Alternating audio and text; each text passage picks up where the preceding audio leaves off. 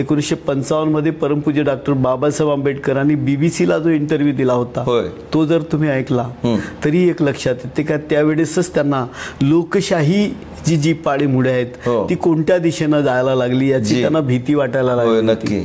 आणि म्हणून मी तुम्हाला एवढंच या ठिकाणी सांगू इच्छितो की डॉक्टर बाबासाहेब आंबेडकरांना जे लोकशाही प्रणीत जे मूल्ये भारतीय संविधानाच्या माध्यमातून या देशामध्ये रुजवायची होती ती मूल्ये आजच्या घडीला अत्यंत जागरूकपणे आम्हा सगळ्यांना रुजवली गेली पाहिजे यासाठी खूप लढावं लागणार आहे. जो जिथं जिथं अन्याय होतो तिथं तिथं आंबेडकरी विचार आहे, जिथं जिथं अत्याचार होतो तिथं तिथं आंबेडकरी विचार आहे, जिथं जिथं विषमता आहे तिथं तिथं आंबेडकरी विचार आहे.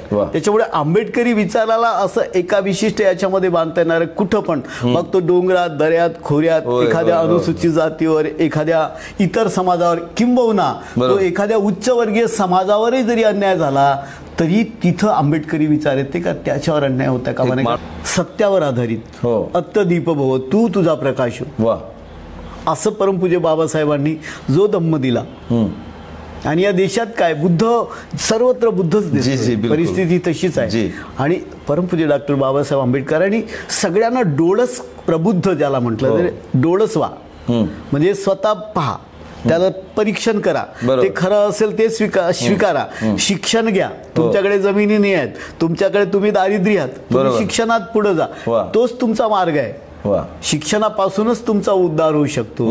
अशा पद्धतीचा विचार बाबासाहेबांनी दिला. आणि मला वाटते आम्हा सगळ्यांवर प्रचंड मोठा म्हणजे डॉक्टर बाबासाहेब आंबेडकरांनी तर प्रचंड कामं केली आम्हा सगळ्यांसाठी, परंतु सगळ्यात मोठं काम या देशातील अस्पृश्य गांजलेल्या रंजलेल्या समाजाला, जो दुर्लक्षित आहे अशा समाजाला बुद्धाचा धम्म देऊन परमपूज्य बाबासाहेबांनी बौद्ध धम्माशी जोडून खरं म्हणजे आमच्यावर अनंत उपकार केला असं मला या ठिकाणी म्हणावं वाटतं. या देशामध्ये प्रचंड मोठ्या प्रमाणामध्ये जो भूमिहीन वर्ग आहे तो अस्पृश्य वर्ग आहे. या कारण यांना फक्त इतर वर्गाची सेवा करण्याचाच अधिकार या ठिकाणी देण्यात आला. तर तुम्हाला संपत्ती बाळगण्याचा अधिकार नाही, शिक्षणाचा अधिकार नाही आहे, तुम्हाला जमीन धारणेचा अधिकार नाही. अशा सगळ्या परिस्थितीमध्ये या समाजाकडे जमिनी फार कमी आहेत, म्हणून यांना सरकारनं जमिनी दिल्या पाहिजे. कर्मवीर दादासाहेब गायकवाडांनी आंदोलन चालवलं होतं, त्यांच्याच नावानं महाराष्ट्रात योजना आहे, आपण त्याच्यामध्ये सुधारणा करण्याचा प्रयत्न केला. अनेक पोरांना आपण बार्टीच्या माध्यमातून दिल्लीमध्ये चांगल्या नामांकित संस्थांमध्ये पाठवण्याचा प्रयत्न केला. ते अशा अनेक योजना करताना पण आपल्याला जो मूळ विचार आहे तो बाबासाहेबांचा जो समतेचा विचार आहे तो समतेचा विचार या देशामध्ये रुजला पाहिजे. आणि त्या दृष्टीनं लोकप्रतिनिधींनी समाजाचे जे प्रश्न आहेत ते सगळे घेऊन पुढे गेलो पाहिजे असं वाटते. आणि त्या दृष्टीनं सगळ्यांना एकजूट होणं हे फार महत्वाचं आहे. परंतु तशी एकजूट अजूनही कुठं दिसत नाही. आणि त्याच्यामुळे अस्पृश्य समाजाचे जे प्रश्न आहेत ते अजूनही पूर्णतः सुटलेले नाही आहेत. अनेक चांगल्या संस्था त्यांनी निर्माण केल्या. समता सैनिक दल या ठिकाणी निर्माण केलं, पीपल्स एज्युकेशन सोसायटी निर्माण केली, खूप साऱ्या गोष्टी त्यांनी दिल्या, बुद्धाचा धम्म दिला. परंतु आज शिका हा त्यांचा विषय होता, तर शिकली मुलं, शिकायला लागली, परदेशामध्ये आहेत, मोठ्या मोठ्या उद्यानावर जायला लागली आहेत. त्याचा जो रेशो पाहिजे होता या देशात तो अजूनही तेवढ्या प्रमाणामध्ये आपण ती पातळी गाठलेली नाही आहे. दुसरा त्यांचा होता संघटित व्हा. संघटनाच्या बाबतीमध्ये मात्र आपण अजूनही संघटित झालेलो नाही. बाबासाहेबांनी जो पक्ष स्थापन केला त्या पक्षाची वाताहत झाली. गावागावामध्ये संघटनांमध्ये इतक्या मोठ्या प्रमाणात म्हणजे इव्हन जर तुम्ही पाहिलं तर एका एका गावामध्ये 2-2, 3-3 बौद्ध विहारात लहान लहान गावांमध्ये अनेक आपल्या मोठ्या संस्था पण आहेत, त्यांची वातावरण तशी त्यांच्यातच अंतर्गत संघर्ष आहेत, त्यांच्यातच गट झाले आहेत. त्याच्यामुळे संघटित करा, संघटित व्हा हा बाबासाहेबांचा विचार आपण अजूनही आत्मसात केलेला नाही. आणि दुर्दैवानं त्याच्यामुळे प्रचंड मोठं नुकसान या सगळ्या समाजाला आणि आंबेडकरी विचाराला पण होत आहे. विशिष्ट समाज तोच बौद्ध झाला. परमपूज्य बाबासाहेबांना वाटायचं हा देश बौद्धमय करेल. बौद्ध देश बौद्धमय तर त्याच्यानंतर झाला नाही, परंतु एक विशिष्ट समाज जो महाराष्ट्रातला अनुसूचित जातीमधला महार समाज असेल हा बौद्ध झाला. काही ठिकाणचे इतर समाज झाले आणि इतर अल्पसंख्याक समाजाप्रमाणे या समाजाची स्थिती पण अल्पसंख्याक झाली. अत्यंत ग्रामीण भागामध्ये कुपोषणाचं प्रमाण आहेच, त्याच्यावर आपला विचार. जन्मदर आपला कमी झालेला नाही त्याच्यावर. अजून एखाद्या शहरामध्ये गेला तर रस्त्यामध्ये आपल्याला बेगर दिसतात, मागताना दिसतात. खायला अजूनही या देशामधले अनेक लोक अर्धपोटी जर राहत असतील तर मला वाटते ही सगळी विषमता दूर करण्यासाठी आंबेडकरी विचाराची गरज प्रचंड मोठ्या प्रमाणात आम्हा सगळ्यांना आहे. आणि हा विचार एका विशिष्ट समाजापुरता नाही आहे, सर्वव्यापी विचार आहे. मग नोकऱ्यामधला आरक्षणाच्या बाबतीत विचार करताना तिथं मागासवर्गीय लोक किती आलेत, त्यांचं प्रमाण झालं का, किंबहुना उच्चवर्गीयचं प्रमाण तिथं जास्त आहे, मागासवर्गीय अजून कमी आहेत. हा सगळा समतोल जोपर्यंत होत नाही तोपर्यंत बाबासाहेबांची गरज या देशामध्ये आपल्या सगळ्यांना भासणार आहे. दर्शकांनो, जय भीम, नमो बुद्धाय. आपण पाहताय लॉर्ड बुद्धा टीव्ही चॅनल आणि लॉर्ड बुद्धा टीव्ही चॅनलच्या मैत्री संवाद या कार्यक्रमामध्ये आपल्या सर्वांचं स्वागत आहे. मी प्राध्यापक गजेंद्र गवई. या मैत्री संवाद कार्यक्रमामध्ये आपण अनेक विविध क्षेत्रामध्ये काम करणाऱ्या आणि कार्यरत असणाऱ्या मान्यवरांना जाणून घेण्याचा सातत्यानं प्रयत्न करत आहोत. आज या मैत्री संवाद कार्यक्रमामध्ये आपल्यासोबत खास पाहुणे म्हणून आपण ज्यांना आमंत्रित केलेलं आहेत ते आहेत महाराष्ट्र राज्याचे माजी समाज कल्याण मंत्री सन्माननीय राजकुमारजी बडोले साहेब आणि विद्यमान आमदार साहेब आहेत. तर या मैत्री संवाद कार्यक्रमामध्ये बडोले साहेबांसोबत आपण अनेक गोष्टी जाणून घेण्याचा नक्कीच प्रयत्न करणार आहोत. खरं तर आज आपण पाहतो की डॉक्टर बाबासाहेब आंबेडकर यांच्या विचारांची प्रासंगिकता आणि आंबेडकरी चळवळीचं आजचं आव्हान हा एक विषय घेऊन आपण काही पैलूवर या ठिकाणी नक्कीच बोलण्याचा प्रयत्न करत आहोत. सर, जय भीम, नमो बुद्धाय. जय भीम. आपल्या लॉर्ड बुद्धा टीव्ही चॅनलच्या मैत्री संवाद कार्यक्रमामध्ये स्वागत आहे सर. आणि आज आपण मैत्री संवाद या कार्यक्रमामध्ये अतिशय महत्त्वपूर्ण विषयाला या ठिकाणी तुमच्या माध्यमातून एक उकल करण्याचा प्रयत्न करणार आहोत. डॉक्टर बाबासाहेब आंबेडकरांच्या विचाराची आजची प्रासंगिकता आणि समाजासमोरील आव्हान या विषयावर थोडंसं आपल्याला व्यक्त व्हायचं आहे. आणि म्हणून सुरुवातीला सर एक माझा प्रश्न असेल आपल्याला की खरं तर आंबेडकरी चळवळीचा जो मूळ उद्देश काय होता आणि तो आजच्या राजकीय सामाजिक परिस्थितीमध्ये कसा साध्य झाला आहे किंवा नाही, काय वाटते तुम्हाला? सर्वप्रथम लॉर्ड बुद्धा टीव्हीचं आणि आपल्या सगळ्यांचं या नवेगाव बांधच्या निसर्गानं अत्यंत सौंदर्यरम्य अशा परिसरात सगळ्यांचं स्वागत आहे. MTDCच्या रिसॉर्टमध्ये आपण आलात, सगळ्यांचं स्वागत. डॉक्टर बाबासाहेब आंबेडकर यांच्या विचारांची प्राथमिकता या बाबतीत आपण या ठिकाणी जो प्रश्न केला,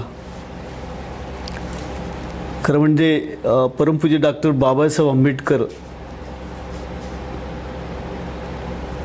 यांच्या संदर्भात जर विचार केला तर बाबासाहेब जर झाले नसते तर आम्हा सगळ्यांची काय परिस्थिती असली असती, हा जेव्हा विचार मनात येतो तेव्हा त्यांच्या विचारांची किती आपल्या सगळ्यांना आवश्यकता होती त्याची जाणीव होते. डॉक्टर बाबासाहेब आंबेडकर ज्या काळात जन्मले तो जर काळ पाहिला तर आपल्या लक्षात येते की त्यांचं जीवन एकूण सुरुवातीला 7 नोव्हेंबर 1900 मध्ये साताऱ्याच्या शाळेमध्ये त्यांनी जेव्हा प्रवेश घेतला, प्रवेश घेताना पण त्यांना हा एक अस्पृश्य समाजाचा मुलगा म्हणून त्यांच्याकडे सगळ्यांनी पाहण्याची दृष्टी होती किंवा त्यांचं जो पिण्याचा मडका होता तो बाजूला ठेवणं किंवा त्याची सावली पडली नाही पाहिजे इतकी दक्षता घेणं, इथपर्यंतच्या सगळ्या गोष्टी आज समाजात आहेत. आणि अशा परिस्थितीमध्ये ज्या काळामध्ये परमपूज्य डॉक्टर बाबासाहेब आंबेडकर हे अस्पृश्य समाजाचे आहेत आणि म्हणून त्यांना शिक्षणाचा अधिकार नव्हता.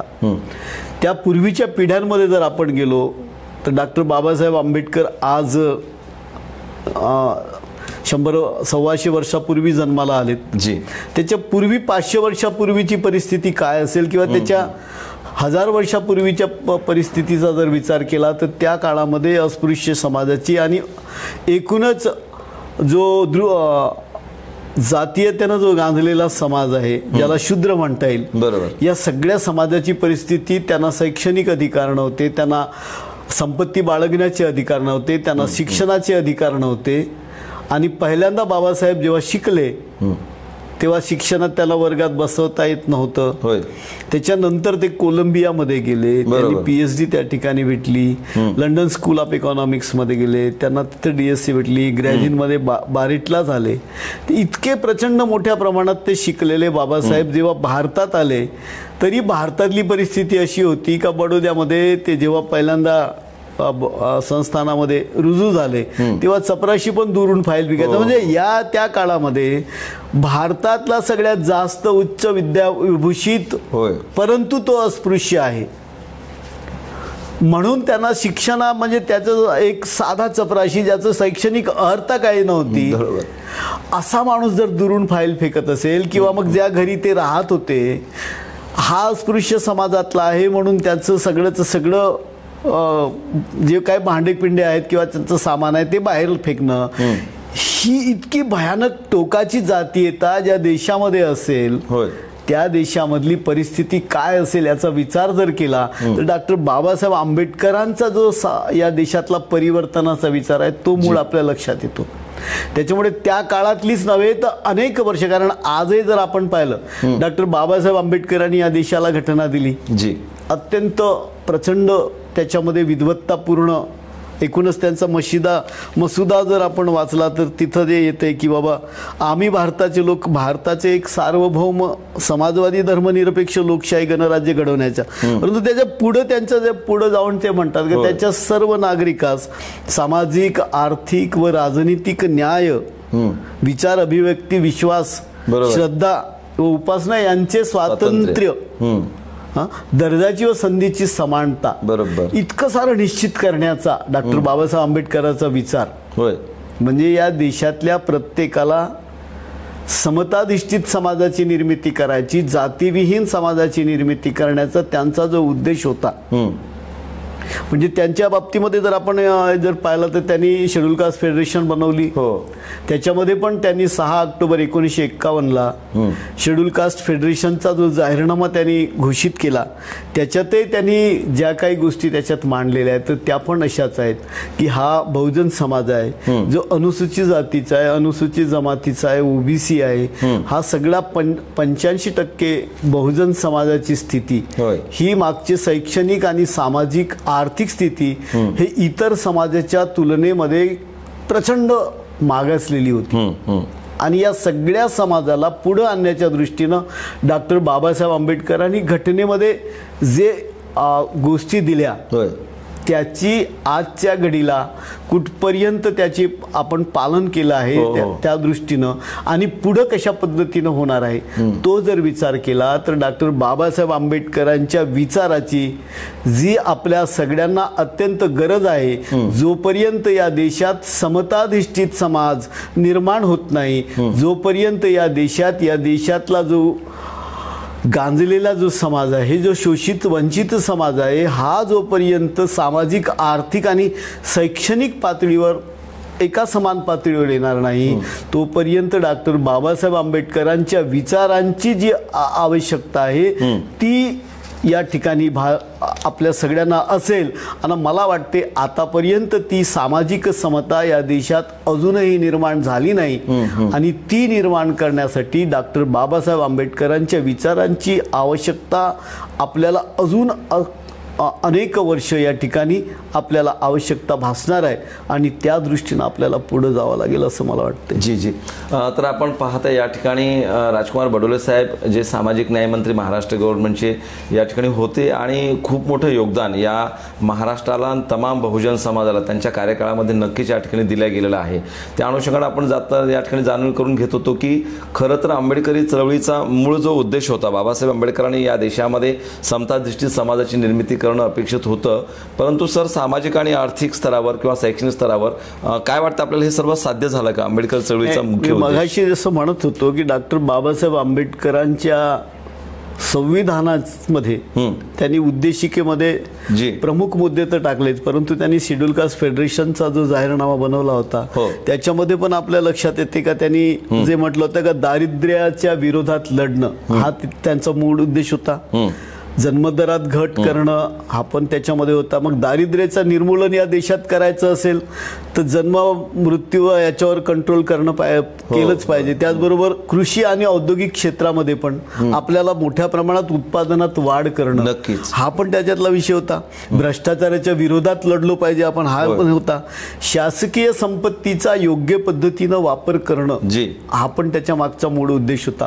डॉक्टर बाबासाहेब आंबेडकरांनी जे काही आपल्याला सांगितलं सांगितलंय. तर या संदर्भात जर आपण विचार केला तर दारिद्र्याच्या विरोधात लढताना आता पण आपली परिस्थिती अशी आहे का आपण जर पाहिलं का कृषी आणि औद्योगिक क्षेत्रामध्ये अजूनही त्या पद्धतीनं वाढ या देशामध्ये जरी झाली असली तरी पण जो अनुसूचित जातीचा वर्ग आहे, जो बहुजन समाज आहे, त्या समाजाकडे किती प्रमाणामध्ये हे कृषी क्षेत्रावर त्यांचं उत्पादनामध्ये त्यांची वाढ झाली किंवा औद्योगिक क्षेत्रामध्ये ही किती मंडळी पुढे आहेत याचा पण आपल्याला जर विचार केला तर मला वाटते याच्यामध्ये अजूनही मोठ्या प्रमाणामध्ये या मागासवर्गीय समाजाचा जो अनुशेष आहे तो मोठ्या प्रमाणात बॅलन्स आहे.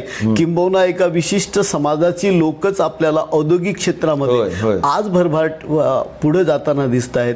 त्याच्यातला ओबीसी समाज असेल, अनुसूचित जातीचा आणि अनुसूचित जमातीचा समाज हा अजूनही आर्थिक, शैक्षणिक आणि सामाजिक दृष्टीने या ठिकाणी मागे आहे.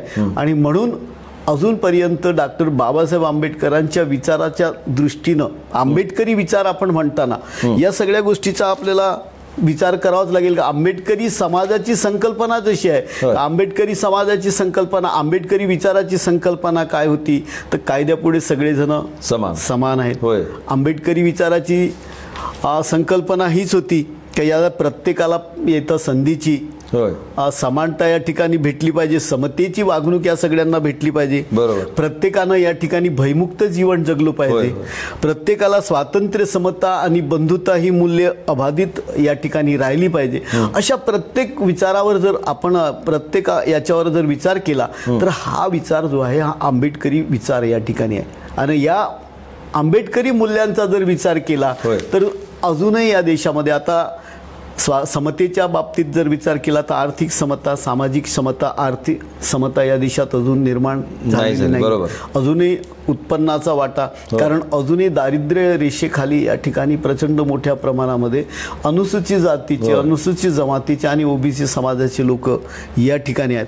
आणि म्हणून अजून संपूर्ण देशातला जर विचार केला तर मागासवर्गीयाच्या प्रश्नाच्या बाबतीत आपण जर विचार केला तर मागासवर्गीय असतील, आदिवासी आहेत, अस्पृश्य आहेत, यांची आर्थिक, शैक्षणिक आणि सामाजिक जे प्रश्न आहेत ते प्रश्न अजूनही पूर्णपणे सुटलेले नाही आहेत. या सगळ्या समाजाला मागील 2000 वर्षापासून शिक्षणापासून, त्यांच्या आर्थिक याच्यापासून वंचित करण्यात आलेलं आहे. आणि म्हणून या देशाला 26 जानेवारी 1950 मध्ये आपल्याला या देशात घटना लागू झाली आणि त्याच्यानंतर कुठंतरी हळूहळू या सगळ्यांना संधीची समानता मिळायला गेली. तरी पण ती संधीची समानता पूर्णपणे अजूनही सगळ्यांना भेटली नाही. आणि म्हणून आपले जे प्रश्न आहेत ते प्रश्न पूर्णपणे सोडवल्या गेलेले नाहीत. मला वाटतं या ठिकाणी एक चांगली गोष्ट मला या ठिकाणी सांगता आली. 1951ला प्लॅनिंग कमिशननं एक रिपोर्ट दिला होता. अच्छा. की 1901 मध्ये भारताची जी लोकसंख्या होती ती 23.55 कोटी होती. 1951 मध्ये 50 वर्षामध्ये ते 35.69 झाली. आता विचार करा की 1901 ते 1951 मध्ये त्याच्यामध्ये जी वाढ झाली 50 वर्षात ती वाढ 52% होती. आणि 2025 मध्ये तुम्ही विचार केला तर 140 कोटीचा देश आहे. म्हणजे एकूण त्याच्यातली वाढ पाहाल तुम्ही तर 104% आहे. म्हणजे इतकी मोठी 100 कोटी लोकसंख्या या ठिकाणी आता वाढली आहे. तर इतकी मोठी लोकसंख्या या ठिकाणी वाढली तेव्हा उत्पादनाच्या साधनामध्ये जर तुम्ही विचार केला तर ग्रामीण भागामध्ये त्या काळामध्ये 1901 मध्ये 71% कृषीवर आधारित लोक होते. त्याच्यानंतर 1951 मध्ये ते 68% झाले. आज कृषीवर आधारित जर म्हटलं तर या ग्रामीण भागामध्ये 55% जवळपास लोक कृषीवर आधारित आहेत. म्हणजे एकीकडे तुम्ही पडल्या तर लोकसंख्येची वाढ प्रचंड मोठ्या प्रमाणात झाली, परंतु कृषी क्षेत्रातली वाढ असेल ती त्या प्रमाणामध्ये अजून झाली नाही. उत्पन्नातली वाढ त्या प्रमाणात झाली नाही. जमिनीचे तुकडे बाबासाहेबांना अपेक्षित होते का ते झाले नाही पाहिजे. त्या जमिनीचे प्रचंड मोठे तुकडे व्हायला लागले. त्याच्यामुळे उत्पन्नाच्या संदर्भात लोकसंख्येचा रेशो पाहिला. खरं तर जमिनीचं राष्ट्रीयकरण करावं असं बाबासाहेबांना डॉक्टर आंबेडकरांना जे वाटायचं ते दुर्दैवानं ते झालं नाही. आणि आता जमिनीचे इतके अखंड ह्या झाले आहेत तर त्याच्यामुळे ते प्रश्न अजून अबाधित आहेत. म्हणजे एकूणच उत्पन्नाच्या दृष्टीनं या ठिकाणी प्रचंड मोठ्या प्रमाणात जो मागासवर्गीय समाज होता त्या मागासवर्गीय समाजाची स्थिती पूर्णतः दुरुस्त झाली नाही. अंतर्गत प्रश्न तसेच आहेत. अंतर्गत प्रश्नामध्ये जर म्हणला तर महिलावरील अत्याचार असतील, अनुसूचित जाती अनुसूचित जमातीवरील अत्याचार असतील, या सगळ्यामधले जे प्रश्न आहेत तर ते अजूनही आपण बघतोय का जातीविरहित समाजाची संकल्पना आहे देशात अजून तरी आली नाही. आंतरजाती विवाहाला डॉक्टर बाबासाहेब आंबेडकरांनी ज्या पद्धतीनं प्रोत्साहन द्यायला पाहिजे होतं, दुर्दैवानं तशा पद्धतीनं अजूनही होत नाहीये. आणि म्हणून या बहुजन समाजाची परिस्थिती डॉक्टर बाबासाहेब आंबेडकरांच्या विचारानंच जर पुढे गेलो तर ते डेव्हलप होऊ शकते. जितक्या आणि या सगळे प्रश्न आहेत, या सगळ्या प्रश्नांसाठी डॉक्टर बाबासाहेब आंबेडकरांना वाटायचं का संविधानाच्या माध्यमातून जे या ठिकाणी सरकार येतील त्या सरकारच्या माध्यमातून, कारण अंतर्गत जे प्रश्न असतील, महिलांवरील अत्याचाराचे प्रश्न असतील, ॲट्रॉसिटी या अनुसूचित जाती जमातीचे प्रश्न असतील, तर हे सगळे सॉल्व्ह करण्याचा हे सगळा सरकारचा विषय आहे. शासनानं त्या पद्धतीत शासन कोणते असेल ते लोकशाहीच्या मार्गाने आलेले जे सरकार आहे या सरकारनं हे प्रश्न सोडवणं ही सरकारची जबाबदारी आहे. दुर्दैवानं अशा पद्धतीचे अनेक राज्यामध्ये आपण बघतोय की मोठ्या प्रमाणामध्ये या अत्याचार अजूनही होताना दिसत आहेत. आणि म्हणून बाबासाहेबांचा विचार जो आहे तो अजूनही आपल्याला त्या मार्गानं जाणं आणि त्याच्यावर प्रचंड मोठ्या प्रमाणामध्ये विचार करणं हे गरजेचं आहे असं मला या ठिकाणी म्हणावंसं वाटतं. तर आपण या ठिकाणी ऐकत आहात, बघत आहात की राजकुमार बडोले साहेब माजी सामाजिक न्याय मंत्री यांनी खूप स्पष्टपणे हे मत व्यक्त केले की बाबासाहेब आंबेडकरांना अपेक्षित असणारी सामाजिक, आर्थिक आणि खऱ्या अर्थानं सर्वांगीण विकासाची प्रगती या ठिकाणी पाहिजे त्या प्रमाणामध्ये नाही होऊ शकली. यासाठी इथली असणारी उदासीन धोरण असेल, इथलं असलेलं सरकारचं जे काही नाविन्यपूर्ण अशा पद्धतीची पॉलिसी असेल ही नक्कीच जबाबदार आपण या ठिकाणी मांडू शकतो. आणि म्हणून आपण अनेक पैलूवर बाबासाहेब आंबेडकरांच्या विचाराची प्रासंगिकता आपण जेव्हा विचार करतो सर, आता या घडीला एक महत्त्वाचा प्रश्न आहे की बाबासाहेब आंबेडकरांनी बौद्ध धम्म स्वीकारणं हा अतिशय मोठा निर्णय बाबासाहेबांच्या आयुष्यातला जीवनातला होता. खरं तर जगातली ही रक्तविरहित होणारी क्रांती आणि एकमेव क्रांती आहे सम्राट अशोकाच्या नंतरची म्हणा किंवा या ठिकाणी बुद्धाच्या नंतरची. तर ही क्रांती केल्यानंतर एक पॅसिफिक बौद्ध समाज जेव्हा आपण पकडतो तेव्हा त्याच्या राजकीय, सामाजिक, आर्थिक प्रगतीबाबत तुमचं काय मत आहे पॅसिफिक? माझं खरं म्हणजे मी त्या बाबतीत थोडं आताची एकूणच परिस्थिती जर तुम्ही बघितली तर बाबासाहेबांनी मायनॉरिटीवर प्रचंड मोठ्या प्रमाणात त्या कालखंडामध्ये ते बोलले. त्या देशामध्ये एक धर्माच्या नावानं एक विशिष्ट मोठा समाज जर मोठा झाला तर त्याच्यामध्ये जे अल्पसंख्याक जो समाज आहे त्या समाजाची परिस्थिती याच्यावर डॉक्टर आंबेडकरांनी खूप मोठं लिखाणपण केलेलं आहे. त्याच्यामुळे आजच्या घडीला जर पाहिलं, परमपूज्य डॉक्टर बाबासाहेब आंबेडकरांनी 14 ऑक्टोबर 1956 बौद्ध धम्म या देशातील अस्पृश्य समाजाला, अनटचेबल समाजाला या ठिकाणी दिलं अशातला भाग नव्हता. सगळ्यांना त्यांनी बौद्ध धम्माची दीक्षा दिली. पण त्याच्यानंतर या देशामध्ये काय घडलं, त्याच्यानंतर जो एक विशिष्ट समाज होता, विशेषत्वानं महाराष्ट्रातला महार समाज, काही युपी मधला आणि इतर भागातला काही अस्पृश्य समाज हा बौद्ध झाला. बाबासाहेबांना वाटायचं की ही बौद्ध धम्म या देशातला आहे. डॉक्टर बाबासाहेब आंबेडकरांच्या बाबतीत विचार करताना केला की बाबासाहेबांनी जर बौद्ध धम्म स्वीकारला नसता आणि ते मुस्लिम झाले असते तर काय या देशाची स्थिती राहिली असती? बिलकुल नक्कीच. म्हणजे ते ख्रिश्चन झाले असते तर काय स्थिती राहिली असती? ते समजा सीख झाले असते तर काय परिस्थिती राहिली? याचा विचार केल्यानंतर सगळ्यांच्या लक्षात येते की बाबासाहेबांनी फारच चांगला निर्णय केला की या देशात जो धर्म वाढला, जो समतेचा, प्रज्ञेचा, शीलाचा धम्म आहे तो धम्म परमपूज्य बाबासाहेबांनी आम्हाला दिला. आणि या देशावर डॉक्टर बाबासाहेब आंबेडकरांनी खरं म्हणजे उपकार केले. दुर्दैवानं त्याच्यानंतरची परिस्थिती अशी झाली का एक विशिष्ट समाज तोच बौद्ध झाला. परमपूज्य बाबासाहेबांना वाटायचं हा देश बौद्धमय करेल, बौद्ध देश बौद्धमय तर त्याच्यानंतर झाला नाही. परंतु एक विशिष्ट समाज जो महाराष्ट्रातला अनुसूचित जातीमधला महार समाज असेल हा बौद्ध झाला. काही ठिकाणचे इतर समाज झाले आणि इतर अल्पसंख्याक समाजाप्रमाणे या समाजाची स्थिती पण अल्पसंख्याक झाली. त्याच्यामुळे यांचे जे प्रश्न आहेत ते प्रश्न तसेच कायम राहिलेत. अजूनही यांना अल्पसंख्याक सारखंच पाहिलं जाते. काही मुलं शिकली, काही विदेशात गेली, काही चांगल्या पदावर गेली. उर्वरित समाजाची परिस्थिती, ज्या ज्या लोकांनी डॉक्टर बाबासाहेब आंबेडकरांचा विजन किंवा विचार स्वीकारला नाही त्यांची परिस्थिती फार वाईट राहिली. आणि आता पण बघतो, आता अनुसूचित जातीमध्ये त्यांच्यामध्ये प्रवर्ग गट करायचा आता सरकारचं काही याच्यामध्ये तेलंगणा सरकारनं केलं, काँग्रेस सरकारनं तिथल्या की त्या अनुसूचित जातीच्याच याच्यामध्ये उपवर्ग बायफर्गेशन केलं. काय परिस्थिती झाली? डॉक्टर आंबेडकरांनी सगळ्या अनुसूचित जातीला त्यावेळेस सांगितलं होतं का शिका, बरोबर. परंतु काही समाजाच्या लोकांनी बाबासाहेबांचा विचारच आत्मसात केला नाही. दुर्दैवानं त्यांची परिस्थिती वाईट राहिली. महाराष्ट्रामध्येच नव्हे तर देशामध्ये बाबासाहेबांनी भगवान बुद्धाचा धम्म स्वीकारून या ठिकाणी सत्यावर आधारित अत्तदीप भव, तू तुझा प्रकाश हो, असं परमपूज्य बाबासाहेबांनी जो धम्म दिला. आणि या देशात काय बुद्ध सर्वत्र बुद्धच दिसतो, परिस्थिती तशीच आहे. आणि परमपूज्य डॉक्टर बाबासाहेब आंबेडकरांनी सगळ्यांना डोळस प्रबुद्ध ज्याला म्हटलं, डोळस व्हा म्हणजे स्वतः पहा, त्याला परीक्षण करा, ते खरं असेल ते स्वीकारा, शिक्षण घ्या. तुमच्याकडे जमिनी नाही आहेत, तुमच्याकडे तुम्ही दारिद्र्य आहात, तुम्ही शिक्षणात पुढे जा, तोच तुमचा मार्ग आहे. शिक्षणापासूनच तुमचा उद्धार होऊ शकतो. अशा पद्धतीचा विचार बाबासाहेबांनी दिला. आणि मला वाटते आम्हा सगळ्यांवर प्रचंड मोठा, म्हणजे डॉक्टर बाबासाहेब आंबेडकरांनी तर प्रचंड कामं केली आम्हा सगळ्यांसाठी, परंतु सगळ्यात मोठं काम या देशातील अस्पृश्य गांजलेल्या रंजलेल्या समाजाला, जो दुर्लक्षित आहे अशा समाजाला बुद्धाचा धम्म देऊन परमपूज्य बाबासाहेबांनी बौद्ध धम्माशी जोडून खरं म्हणजे आमच्यावर अनंत उपकार केला असं मला या ठिकाणी म्हणावंसं वाटते. खरंच या जगातली एक अतिशय अद्भुत अशी क्रांती बाबासाहेब आंबेडकरांना रक्ताचा एकही टिपूस न सांडवता नागपूरच्या पवित्र पावन दीक्षाभूमीवर जवळजवळ 9 लाख लोकांना या ठिकाणी बाबासाहेबांनी दीक्षित केलं आणि त्यांचा जीवनमान बदललं. कारण तो धम्माचा विचार होता, चारित्र्याचा विचार होता आणि अनुकरणाचा आणि अनुसरणाचा विचार होता. तो लोकांनी एक्सेप्ट केला आणि हे खूप मोठा आमूलाग्र बदल केवळ बाबासाहेब आंबेडकरांच्या या धम्मक्रांतीमुळे नक्कीच या ठिकाणी झालेला आहे. सर, पुढे आपल्याला चर्चा करत असताना एक महत्त्वाचा मुद्दा या ठिकाणी जाणून घेतोय आपण.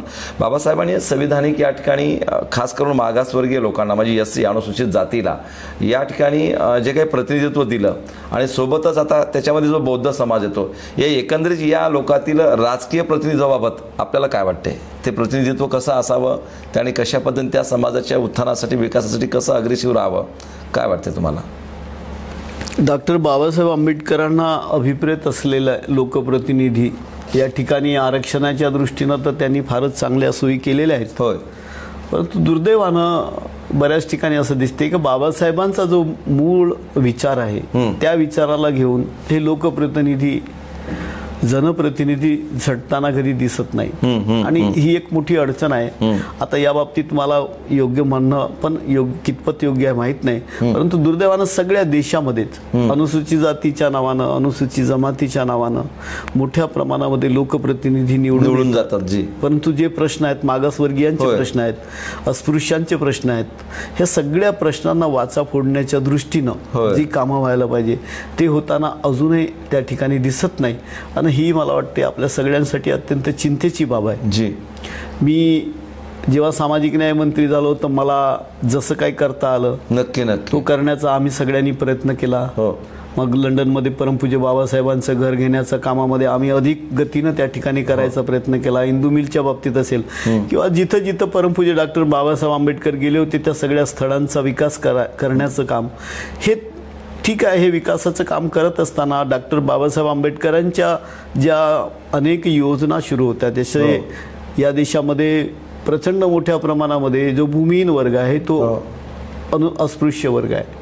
या कारण यांना फक्त इतर वर्गाची सेवा करण्याचाच अधिकार या ठिकाणी देण्यात आला. तर तुम्हाला संपत्ती बाळगण्याचा अधिकार नाही, शिक्षणाचा अधिकार नाही आहे, तुम्हाला जमीन धारणेचा अधिकार नाही. अशा सगळ्या परिस्थितीमध्ये या समाजाकडे जमिनी फार कमी आहेत, म्हणून यांना सरकारनं जमिनी दिल्या पाहिजे. कर्मवीर दादासाहेब गायकवाडांनी आंदोलन चालवलं होतं, त्यांच्याच नावानं महाराष्ट्रात योजना आहे. आपण त्याच्यामध्ये सुधारणा करण्याचा प्रयत्न केला.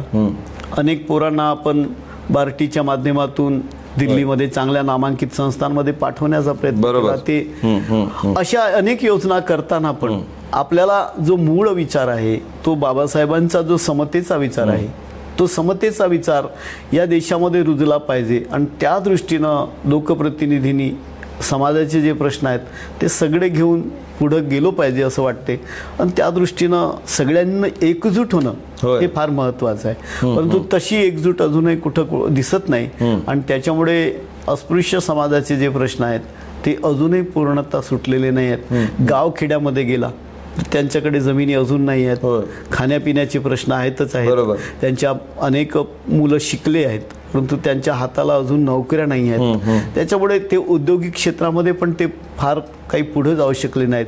तर अशा सगळ्या समाजाला खऱ्या अर्थानं जागरूक करणं आणि त्यांच्या भविष्याच्या दृष्टीनं त्यांना उद्योग देणं आणि जोपर्यंत ते आर्थिक दृष्टीनं सक्षम होणार नाही तोपर्यंत त्यांच्यावरील जे अत्याचार आहेत ते अत्याचाराचं प्रमाण कमी होऊ शकणार नाही. कारण ते अजूनही दुर्लक्षित आहेत, ते संपत्ती त्यांच्याकडे नाही आहेत. अजूनही काही काही गावांमध्ये अजूनही ठाकूरकी सुरू आहे, अजून जमीनदारी पद्धत सुरू आहेत, अजून त्यांच्यावरचे अत्याचार होतच आहेत. अशा राज्यामध्ये या देशामध्ये अनेक ठिकाणी अशा घटना ज्या होत आहेत त्या आपण वर्तमानपत्रातून वाचल्यानंतर ते त्याचं फार ह्या होतात. महिलावरील अत्याचार ते पण कमी होत नाही आणि म्हणून मला वाटते का लोकप्रतिनिधींनी या सगळ्या विषयाला धरून ज्या पद्धतीनं काम करणं अपेक्षित आहे ते काम अजूनही होताना दिसत नाही.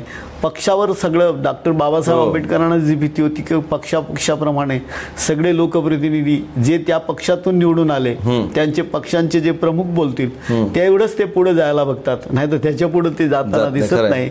आणि त्याच्यामुळे मागासवर्गीय समाजाचे, अस्पृश्यांचे, अल्पसंख्याक समाजाचे जे प्रश्न आहेत ते प्रश्न अजूनही पूर्णपणे निघाली लागताना दिसत नाही. तर या ठिकाणी राजकुमार बडोले साहेब यांना आपण जाणून घेत आहोत की खरं तर आजच्या या राजकीय परिस्थितीमध्ये आणि एकंदरीतच समाजाच्या सामाजिक अभिसरणामध्ये आपण जे काही उत्थान विकास जो काही दर आपल्याला अपेक्षित होता, आता आपण 75वं वर्ष या ठिकाणी भारतीय संविधानाचं, या अमृत वर्ष या ठिकाणी भारतीय संविधानाचं मोठ्या दिमाखामध्ये शासन आणि प्रशासन स्तरावर साजरं करण्याचं नियोजन होते आहे. आणि त्याच अनुषंगानं आपण एकंदरीतच मागे फिरून जेव्हा रिकॅप करतो तेव्हा काही गोष्टी आपल्याला या ठिकाणी जाणवतात की आपण नक्कीच अजूनही पाहिजे त्या प्रमाणामध्ये ती अपेक्षित प्रगती केली नाही. सर, खरं तर आजची जी आंबेडकरी चळवळ आहे आणि या आंबेडकरी चळवळीचा जो विचाराचा आत्मा आहे तो आजच्या तरुण पिढीला देण्याच्या संदर्भात खऱ्या अर्थानं तुम्ही तुमच्या डोक्यामध्ये असे कुठले उपक्रम आहेत की आपण तो आंबेडकरी विचार स्पेसिफिक त्या लेकरांना देऊन, त्या तरुणाला देऊन आपण एक नवं या ठिकाणी वातावरण निर्माण करू शकतो? आंबेडकरी विचार खरं म्हणजे सर्वव्यापी विचार आहे आणि या देशाला बाबासाहेबांनी आंबेडकरी विचार म्हणण्यापेक्षा या समतेचा विचार दिला. समतेचा विचार हा जो विचार आहे स्वातंत्र्य त्या संविधानाच्या माध्यमातून डॉक्टर बाबासाहेब आंबेडकरांनी संविधानिक मूल्ये या देशामध्ये रुजली गेली पाहिजे तो विचार परमपूज्य बाबासाहेबांनी या ठिकाणी आपल्या सगळ्यांना दिला. दुर्दैव म्हणजे तुम्ही 1955 मध्ये परमपूज्य डॉक्टर बाबासाहेब आंबेडकरांनी बीबीसीला जो इंटरव्ह्यू दिला होता तो जर तुम्ही ऐकला तरी एक लक्षात येते का त्यावेळेसच त्यांना लोकशाही जी पाळीमुळे आहेत ती कोणत्या दिशेनं जायला लागली याची त्यांना भीती वाटायला लागली. नक्की.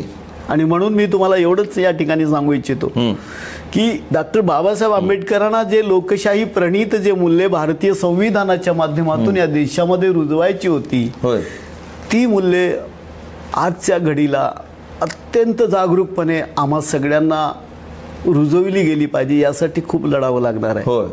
आणि म्हणून आपला पुढचा लढा जो असेल तो लढा लढताना आंबेडकरी विचार हा एका विशिष्ट याच्यामध्ये त्याला बांधता येत नाही. जो जिथं जिथं अन्याय होतो तिथं तिथं आंबेडकरी विचार आहे, जिथं जिथं अत्याचार होतो तिथं तिथं आंबेडकरी विचार आहे, जिथं जिथं विषमता आहे तिथं तिथं आंबेडकरी विचार आहे.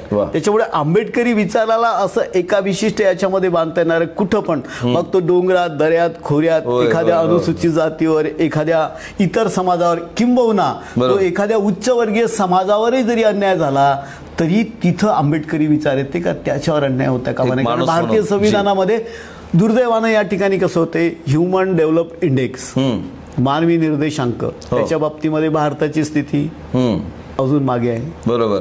सामाजिक विकास निर्देशांक त्याच्यामध्ये आपली परिस्थिती बरोबर मागे आहे. म्हणजे खूप गोष्टीमध्ये आपण पुढे जातो. पायाभूत सुविधामध्ये आपण खूप पुढे गेलेलो आहोत.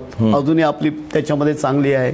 माननीय मोदीजींच्या नेतृत्वामध्ये या ठिकाणी अनेक योजना, इन्फ्रास्ट्रक्चर डेव्हलपमेंट, माननीय नितीन गडकरी साहेब खूप चांगलं काम करतायत या देशामध्ये. परंतु मुळात जो मानवी विकास आहे, जो शोषितांचा विकास आहे, जो वंचितांचा विकास आहे, जो बहुजनांचा विकास आहे, हा विकास करण्याच्या दृष्टीने महिलांवरील अत्याचाराचं प्रमाण असेल तर याच्याकडे मला वाटते मोठ्या प्रमाणामध्ये लक्ष देणं. अजूनही अत्यंत ग्रामीण भागामध्ये कुपोषणाचं प्रमाण आहेच, त्याच्यावर आपला विचार. जन्मदर आपला कमी झालेला नाही त्याच्यावर. अजूनही एखाद्या शहरामध्ये गेला तर रस्त्यामध्ये आपल्याला बेगर दिसतात, मागताना दिसतात.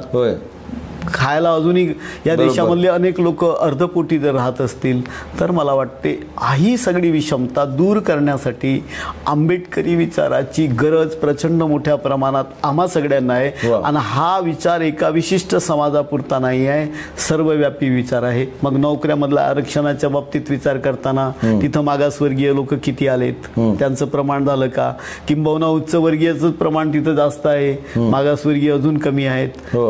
हा सगळा समतोल जोपर्यंत होत नाही तोपर्यंत बाबासाहेबांची गरज या देशामध्ये आपल्या सगळ्यांना भासणार आहे. तर आपण या ठिकाणी ऐकतोय की खरं खूप मोठं चिंतनेचा आणि या ठिकाणी आत्मचिंतन करण्यासाठी सन्माननीय राजकुमार बडोले साहेब आपल्याला दिशादर्शन करत आहेत की आपण हा चिंतेचा विषय नक्कीच गांभीर्याने घेतला पाहिजे की बाबासाहेबाचा प्रत्येक विचार या ठिकाणी या देशातल्या प्रत्येक भारतीयाला तारणारा आहे, समता पेरणारा आहे, सामाजिक न्यायाची भाषा बोलणार आहे आणि तो विचार पेरण्यासाठी आपण सर्वांनी कटिबद्ध झालं पाहिजे. एक चांगला संदेश या निमित्ताने या ठिकाणी येतोय. सर, खरं तर आपण पाहतो की या ठिकाणी सध्या देशामध्ये बाबासाहेब आंबेडकरांचं नाव घेऊन अनेक दलित चळवळी या ठिकाणी आहेत आणि त्या दलित चळवळीच्या विभाजनामुळे समाजामध्ये खूप मोठे गटतट निर्माण झालेले आहेत. आता त्या संदर्भात समाजाच्या एकतेला एक धोका निर्माण होतोय काय? नक्कीच होतोय. आता हा विषय असा आहे की डॉक्टर बाबासाहेब आंबेडकरांनी आम्हा सगळ्यांना शिका, संघटित व्हा आणि संघर्ष करा असं म्हटलं. अनेक चांगल्या संस्था त्यांनी निर्माण केल्या. समता सैनिक दल या ठिकाणी निर्माण केलं, पीपल्स एज्युकेशन सोसायटी निर्माण केली, खूप साऱ्या गोष्टी त्यांनी दिल्या, बुद्धाचा धम्म दिला. परंतु आज शिका हा त्यांचा विषय होता तर शिकली मुलं, शिकायला लागली, परदेशामध्ये आहेत, मोठ्या मोठ्या उद्यानावर जायला लागली आहेत. त्याचा जो रेशो पाहिजे होता या देशात तो अजूनही तेवढ्या प्रमाणामध्ये आपण ती पातळी गाठलेली नाही आहे. दुसरा त्यांचा होता संघटित व्हा. संघटनाच्या बाबतीमध्ये मात्र आपण अजूनही संघटित झालेलो नाही. बाबासाहेबांनी जो पक्ष स्थापन केला त्या पक्षाची वाताहत झाली. गावागावामध्ये संघटनांमध्ये इतक्या मोठ्या प्रमाणात, म्हणजे इव्हन जर तुम्ही पाहिलं तर एका एका गावामध्ये 2-2, 3-3 बौद्ध विहारात, लहान लहान गावांमध्ये अनेक आपल्या मोठ्या संस्था पण आहेत. त्यांची वातावरण तशी आहेत, त्यांच्यातच अंतर्गत संघर्ष आहेत, त्यांच्यातच गट झाले आहेत. त्याच्यामुळे संघटित करा, संघटित व्हा हा बाबासाहेबांचा विचार आपण अजूनही आत्मसात केलेला नाही. आणि दुर्दैवानं त्याच्यामुळे प्रचंड मोठं नुकसान या सगळ्या समाजाला आणि आंबेडकरी विचाराला पण होत आहे. संघर्ष करा, संघर्ष तर आपण करतच आहोत. संघर्ष मुळातच आम्ही अनेक वर्ष मागच्या कालखंडामध्ये संघर्ष केला, तो संघर्ष तर आमच्या सोबत आहेच आहे. परंतु संघटन हा एका संघटने, एका झेंड्याच्या खाली, एका विचाराच्या खाली आपण सगळेजण अजूनही आलेलो नाहीत. बरोबर. आणि त्याच्यामुळे आंबेडकरी विचार हा आपल्याला प्रचंड मोठ्या प्रमाणात पुढे न्यायचा असेल तर संघटन महत्वाचं आहे आणि ते संघटन अजूनही आपल्याकडे आलेलं नाही. जी, तर आपण या ठिकाणी पाहत होतो माजी सामाजिक न्यायमंत्री आणि विद्यमान आमदार साहेब राजकुमार बडोले साहेब यांच्यासोबत मैत्री संवाद या कार्यक्रमामध्ये हितगुज करत होतो. अनेक महत्त्वाच्या विषयावर, अनेक महत्त्वाच्या पैलूवरती आपण साहेबांकडनं जाणून घेण्याचा नक्कीच प्रयत्न केला आहे. पण सर, शेवटचा एक छोटासा प्रश्न आहे. लॉर्ड बुद्धा टीव्ही चॅनल सारख्या माध्यमाद्वारे या ठिकाणी समाजाला संघटित करण्याच्या दृष्टिकोनातून, समाजामध्ये एकोपा निर्माण करण्याच्या दृष्टिकोनातून काय संदेश असेल आपला? लॉर्ड बुद्धा टीव्ही अत्यंत चांगलं काम करत आहे. खरं म्हणजे बाबासाहेबांनी त्या काळामध्ये वर्तमानपत्र स्वतः काढली होती. बहिष्कृत भारत असेल, मूकनायक असेल, अशा अनेक वर्तमानपत्रामधून बाबासाहेबांनी आपला विचार हा समाजापर्यंत गेला पाहिजे असा विचार मांडला होता. दुर्दैवानं आज आपल्याकडे बहुजन समाजाकडे आमची स्वतःची माध्यमच नाही आहेत. खरंय, आमचा विचार जात नाही. मेन स्ट्रीमची जी माध्यमं आहेत ते एका विशिष्ट वर्गानं काबीज केलेली आहेत आणि म्हणून या परिस्थितीमध्ये लाड बुद्धा टीव्ही अत्यंत चांगलं काम करत आहे. अत्यंत विपरीत परिस्थितीमध्ये लाड बुद्धा टीव्ही, आमचे सचिन मुंडजी असतील, ही सगळी मंडळी इतकं चांगलं काम करतात. मी त्यांना खूप खूप शुभेच्छा देतो. अत्यंत बिकट परिस्थितीमध्ये सामान्य लोकांपर्यंत बाबासाहेबांचे विचार पोहोचवण्याचं काम लाड बुद्धाच्या माध्यमातून होत आहे आणि मी त्यांना या ठिकाणी खूप खूप शुभेच्छा देतो. का कितीही वाईट परिस्थिती आली तरी आपण परमपूज्य बाबासाहेबांचे विचार आहेत, ते समतेचे विचार आहेत, हे विचार या ठिकाणी आपण लोकांपर्यंत पोहोचवत आहेत. मी लाड बुद्धा टीव्हीला पण खूप खूप शुभेच्छा देतो. दर्शकांनो, डॉक्टर बाबासाहेब आंबेडकर म्हणतात की ज्या चळवळीला, मुवमेंटला, आंदोलनाला प्रचार आणि प्रसाराची माध्यमं नसतात त्या चळवळीची अवस्था एखाद्या पक्षाचे पंख तुटल्यासारखे होतात. पण खरं तर आज आपल्याकडे इलेक्ट्रॉनिक्स मीडियामध्ये लॉर्ड बुद्धा टीव्ही चॅनल संपूर्ण देशव्यापी एक चॅनल आपल्याकडे असताना आपल्याला या चॅनलच्या माध्यमातून ही चळवळ पुन्हा या ठिकाणी जोमानं नेटानं पुढे न्यायची आहे. सन्मान्य राजकुमार बडोले साहेबांसारखे अनेक मान्यवर मंडळी या लॉर्ड बुद्धा टीव्ही चॅनलच्या सोबत या ठिकाणी सातत्यानं आहेत आणि त्याच अनुषंगाने ही चळवळ आपण पुढे नेत जात आहोत. आणि त्याच अनुषंगाने आजच्या मैत्री संवाद कार्यक्रमामध्ये आपला किमती वेळ या ठिकाणी राजकुमार बडोले साहेब, माजी सामाजिक न्याय मंत्री आणि आमदार, यांनी आपल्याला दिलेला आहे. सर, आपण आलात आणि वेळात वेळ काढून खरं तर समाजासाठी आणि तमाम भारतीयांसाठी, महाराष्ट्रवासियांसाठी या ठिकाणी व्यक्त झाला, त्याबद्दल लॉर्ड बुद्धा टीव्ही चॅनलच्या वतीने आपले विशेष आभार. आणि मंडळी, आपण पाहत राहा आपलं स्वतःचं हक्काचं एकमेव बहुजन चळवळीचं देशातलं पहिलं Buddhist channel Lord Buddha TV channel. मी प्राध्यापक गजेंद्र गवई, कॅमेरामॅन सौरभ डाबरेसर. तोपर्यंत जय भीम, नमो बुद्धाय.